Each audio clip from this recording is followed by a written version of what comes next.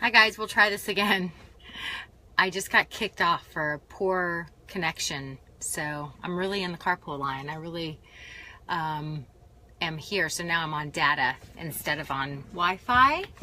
And it is Friday, it's February 3rd. I said it was my friend Samantha's birthday, and Wendy, my tried and true employee slash right-hand woman, who's worked for me for a little over 10 years and basically has helped me raise Corey, just had a baby this morning, and she named her Emma, and she's beautiful, and we can't wait to meet her. And she will probably be bringing her to work on and off for the next year, so like she did with her daughter Heidi, who's now 5.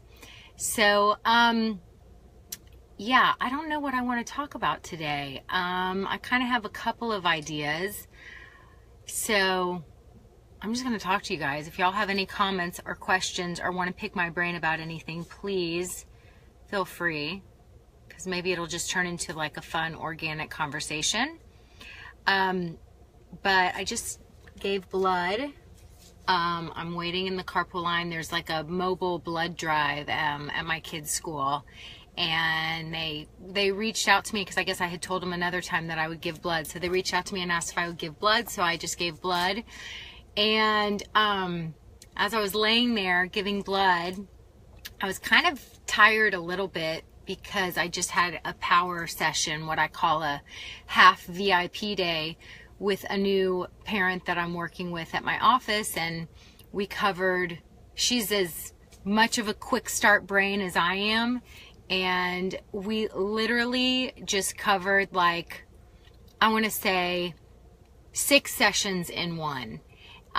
It's going to be interesting. I think when I do my report to send her all my recommendations and everything we covered, I think it's going to be really long, but it was funny. At the end of it, I mean, I saw the look on her face, the look on my face. It was like we knew we had just covered basically, you know, 3-4 weeks of material in a 2-hour session. So it was intense. So anyway, I was laying there giving blood, and the 2 people that were working there, the 2 women, they had like whatever, some kind of, they had TV on, and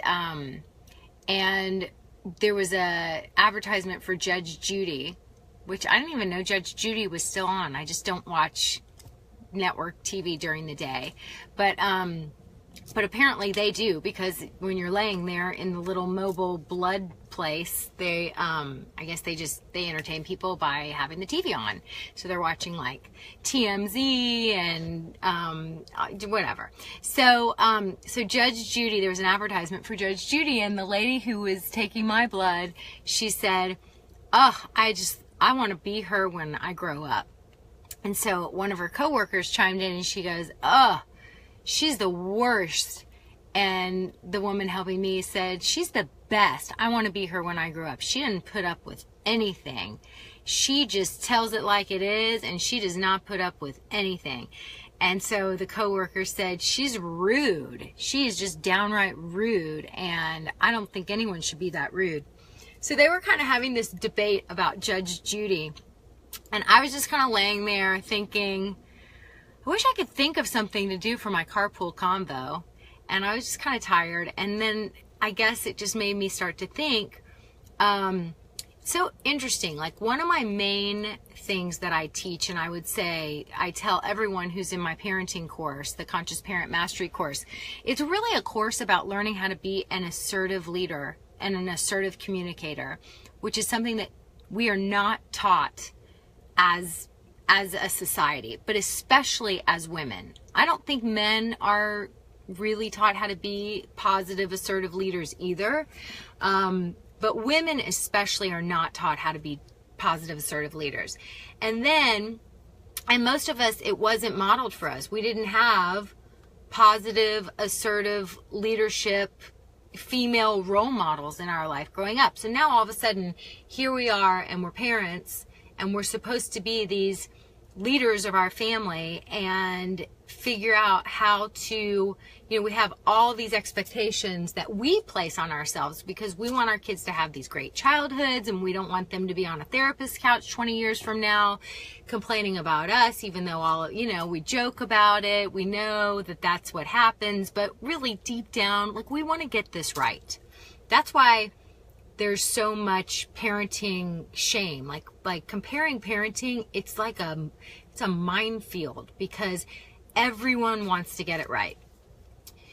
So we're in these roles. We're supposed to be these effective, assertive leaders, but like, it wasn't modeled for us.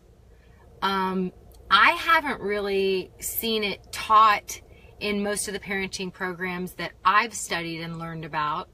Most of the time, it's just talking about how to manage your child's misbehavior. And managing your child's misbehavior is different than being a proactive, assertive leader. So I just have been thinking about this a lot. Obviously, I created a course where I really weave this concept into it.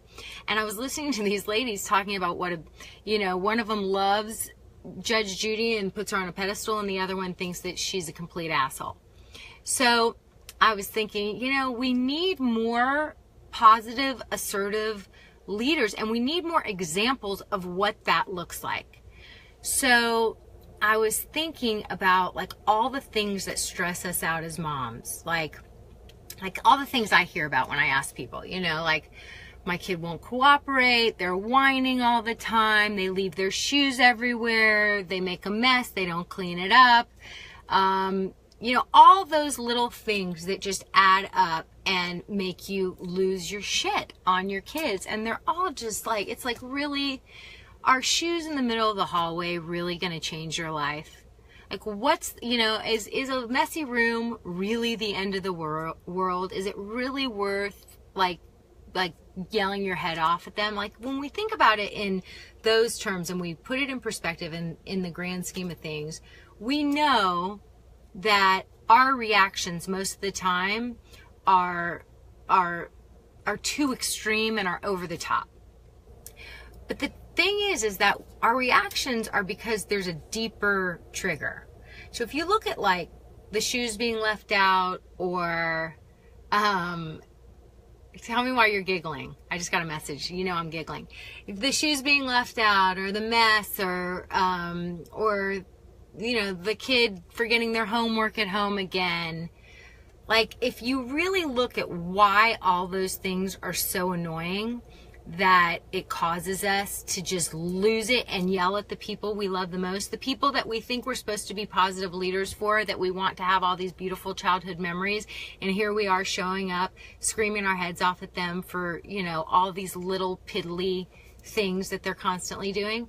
And it's because underneath all those piddly things, they mean something bigger for us. Like, they're not putting their stuff away. It's like, am I raising a messy, entitled kid that doesn't have respect for their things, for our stuff, who thinks the world works for them, who is not going to be a responsible person out in the world taking care of their stuff, or just expecting other people to constantly clean up after them?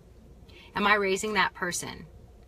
So if you dig a little deeper, what does that say about you? It says you're failing at your biggest role in life. You're raising a person, all we want to raise kind, confident, successful people who, who have good character.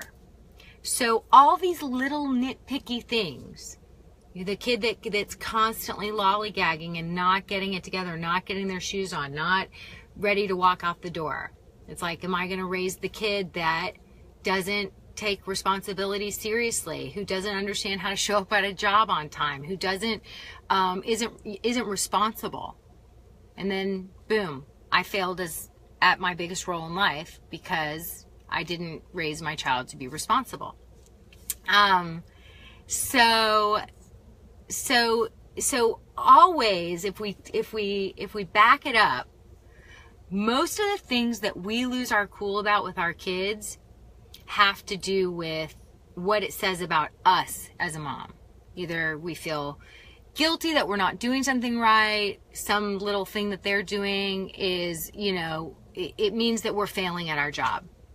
And so most of the time we start out, can you please pick up your shoes? Can you please put such and such away?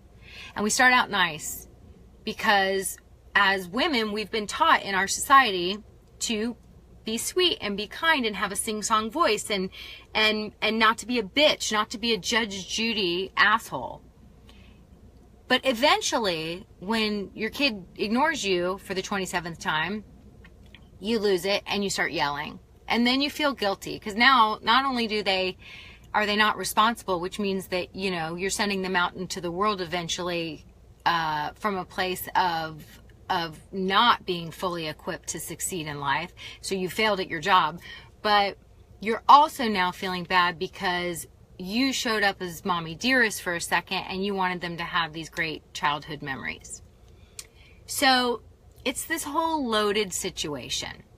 And it's so interesting when we really back it up and look at the big picture and what we want to accomplish every time we're telling them to put their shoes away or, you know, be on time, set their alarm clock, be responsible and remember their schoolwork, all those things, like all those little things. It's really that we just want to teach them how to be responsible human beings so we can send them out into the world.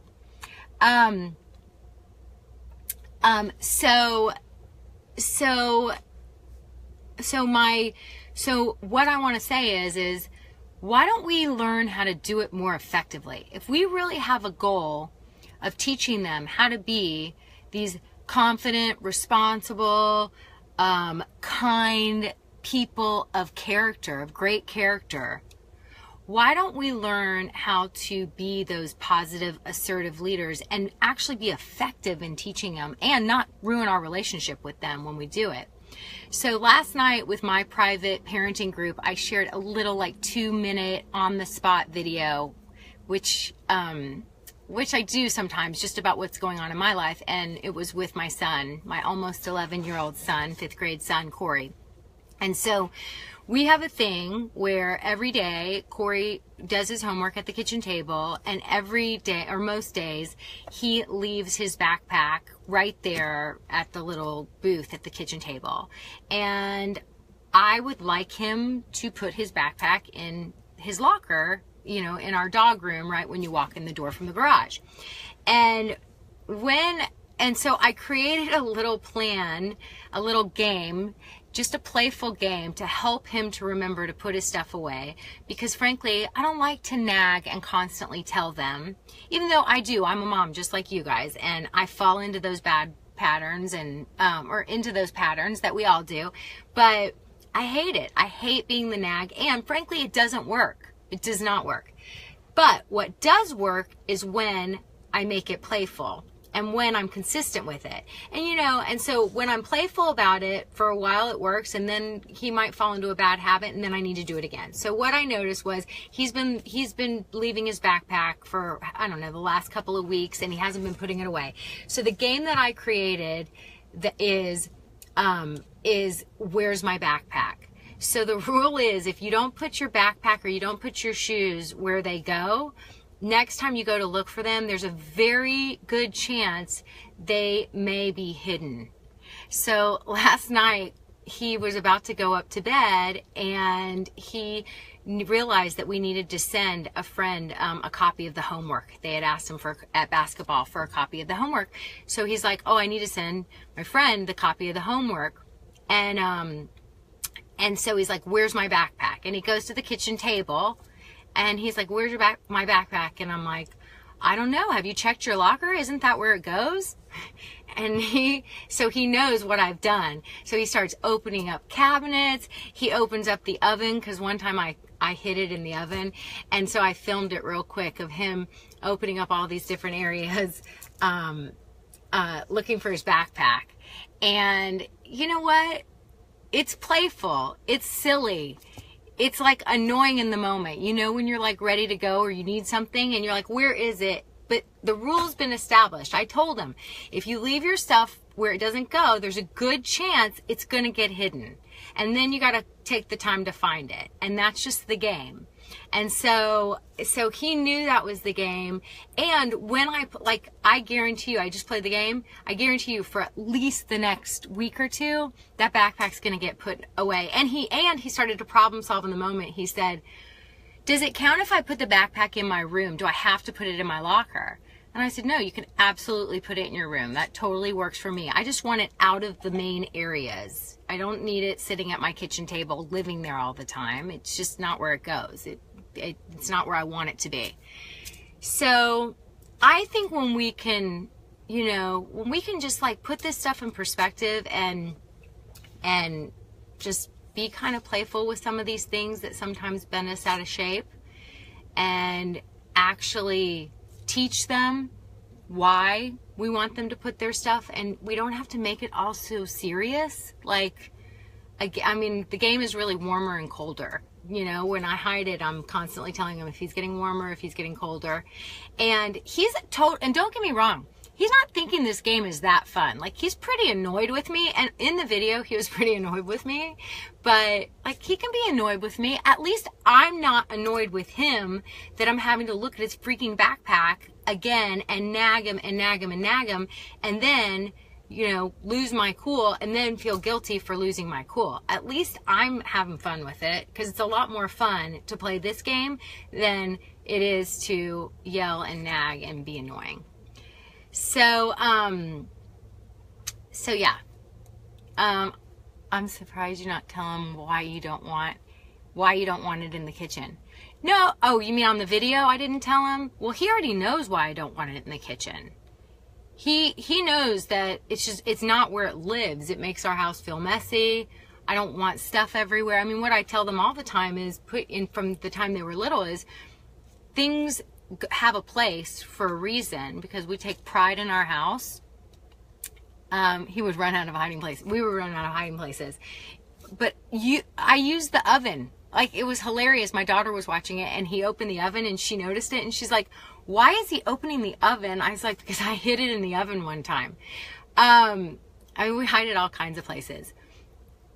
How do you change this scenario when it becomes a heated moment? The whole purpose of this is to keep it from becoming a heated moment. So these little tiny scenarios are what become a heated, they become heated moments so often, where we're making it mean something so much bigger than just shoes in the middle of the floor. It's like, they left their shoes in the middle of the floor again. Here's a kid that isn't listening, isn't respecting me, isn't keeping up with their stuff, isn't being responsible. Like, we turn it into a whole big thing in our head. And those things in our head are what cause us to have that explosive behavior where it becomes a heated moment. It's not going to become a heated moment with our kids unless we make it a heated moment. Because even if we say, hey, put your shoes away, and they get annoyed about it, we have the choice not to let it bother us. Like, put your shoes away. And then, in that moment, that's when I created this. I mean, I didn't have like some master plan. I think I'm going to start playing warmer and colder with the shoes in the backpack when they're left out in the open. I really probably did it in the heat of the moment. Like I said, the backpack again, and he, and I knew that I was feeling annoyed about it. And in that moment I said, you know what, from now on, when I find the backpack out just living here at the kitchen table, I'm, there's a very good chance that the next time you go to look for it, it's going to be hidden. Because I think that's what I'm going to do. I think I'm going to make this a little more fun for me and see if it helps you to be successful in putting your backpack where it actually is meant to live. And but they know that things have to be put away for a reason, because that's what I've always said. It's one of my mantras that I've said forever is you have a home, and how lucky are we to have such a beautiful home. And I don't care where you live, you're always teaching your kids how lucky you are to have a home, and taking pride in your home, and making your bed, and putting your stuff where it goes. All that does is send the message out to the world, yourself, your parents, everyone in your family, that you have a lot of pride and gratitude for the home and family that you have. And the home is a sacred place. It's where your family lives. It's where all your special moments are, most of your special moments are spent together. So the home is a place to take a lot of pride in, and keeping things neat and organized and orderly, all that does is help everything to flow more smoothly. And it shows how much you respect and appreciate that you get to have this family in this home. Like, how lucky are we? I think I might start hiding my husband's shoes. You should definitely start hiding your husband's shoes. This is actually a hilarious game. You have to be okay with everyone thinking you are the most annoying human being on the planet. Just so you guys know, like, I'm very comfortable with that role, and they all think it. So just so you know, you're not going to win popularity contests, but you're going to amuse the shit out of yourself. And I think that's what matters. I was worried my sarcasm and humor would put my kids into therapy. No, you gotta no, especially you with your awesome memes, you gotta use that humor. Absolutely, 100%. I mean, we all know it's not all so serious. Like, life needs to be more fun. We're all learning so much more when we're having fun. It does not need to be this serious freaking therapy session every 5 seconds. We can have a good time. My family already knows that I'm the most annoying person on the planet. I think no matter what, every kid's going to think their mom is the most annoying person on the planet. I kind of think that that's part of our job. Yeah, we just have to own it. We just have to own it.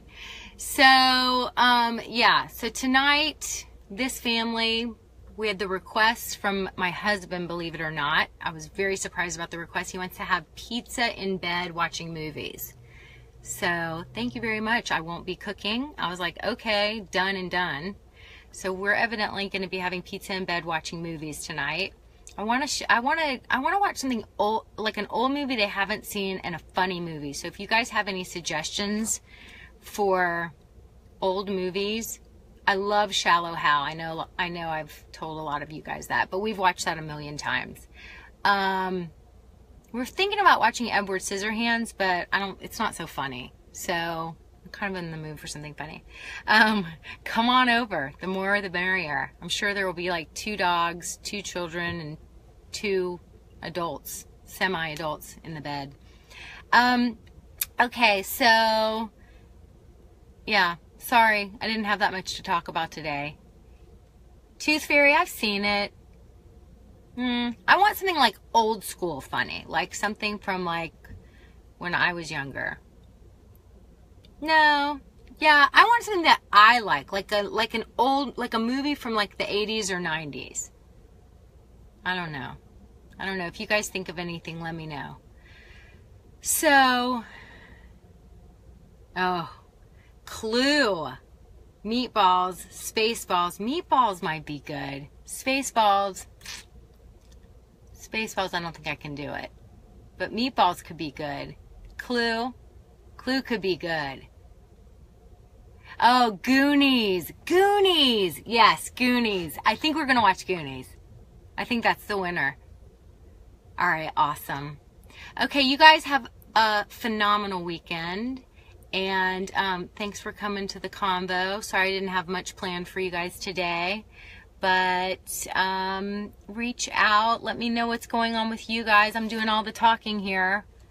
I swear I'm a good listener. Oh, Animal House. I don't think I can let them watch Animal House. Oh, maybe Clue. I don't know. Clue or... Well, we might watch 2 movies if we get started early. We really have no plans. Avery and I are about to go get our nails done. They're disgusting nails. Okay, you guys have a great weekend. Thanks for coming. And I'm ready to listen to you if anybody wants to reach out. So, bye.